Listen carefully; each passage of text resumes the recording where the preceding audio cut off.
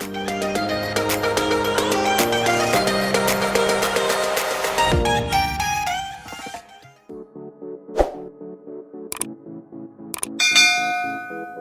guys, welcome to the Twins Hangout Show with me, Maren. And I'm Maureen. Yeah, so today we decided to do for you a YouTube episode about the rural sides of Rongai. Yeah.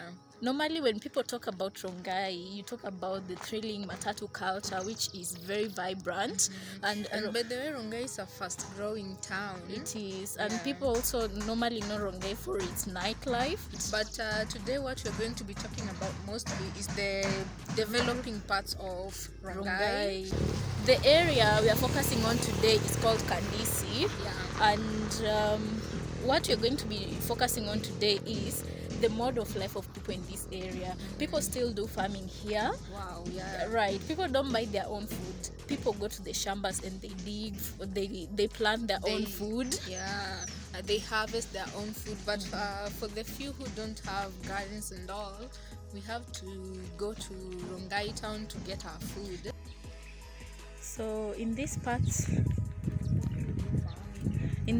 of Rongai, people still do farming. It's very remote. You see, people live in their farms, and they have shambas. So people don't buy food as much. They cultivate their own, and as you can see, which I'll show you as we keep on moving, shops don't do well here because people don't buy food. People plant their own. Yeah, and for those who don't have shambas, you have to go to town or to Rongai to get your food. Right. So this part of Kajiado is called Kandisi, and you'll also notice there are a lot of housing that are being built, personal projects, like on your left, on your right, houses that are being built. So I don't know if you can see. Let me just try and zoom, but it will affect the quality because I'm using my phone camera.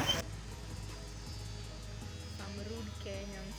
People have their own projects. Housing projects, and then the main mode of transport here is motorbike. So like if you want to go to a place, mostly people use motorbikes, and then you'll notice there's a lot of personal vehicles here. Those are for the people who are living in their own bomas, right? This shamba is very beautiful. Yeah.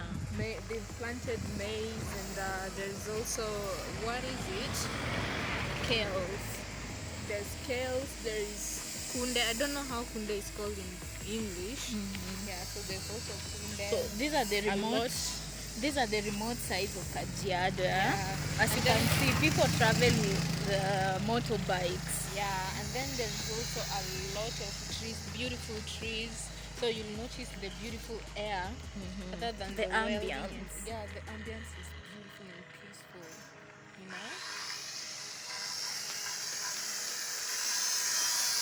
know? Of course, but you see people are building here.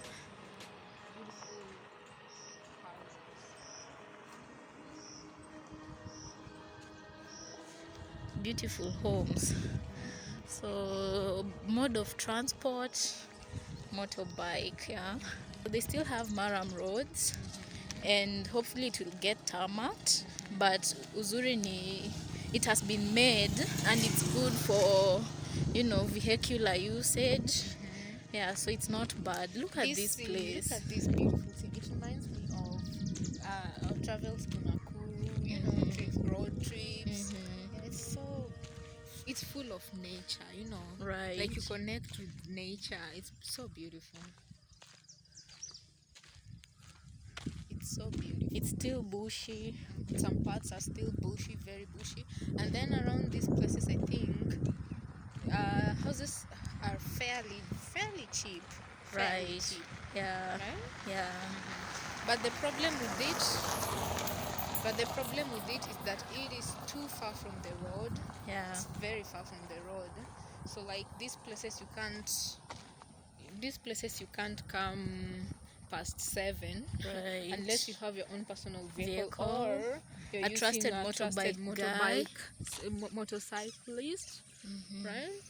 Because this is the way people have nice homes here. This one looks abandoned. Do you think someone stays here? I mean, Yeah, there's a DSTV. Someone must live there. Yeah. Because, Yeah, they see a kinyozi, their barber shop, and also a salon. And there's a field here. But there is a place that I think you just need to give it time. It was supposed to do well, because a field means people congregate here for games and whatnot. But now the development in these sides, it's Very slow. it's very slow moving. Yeah.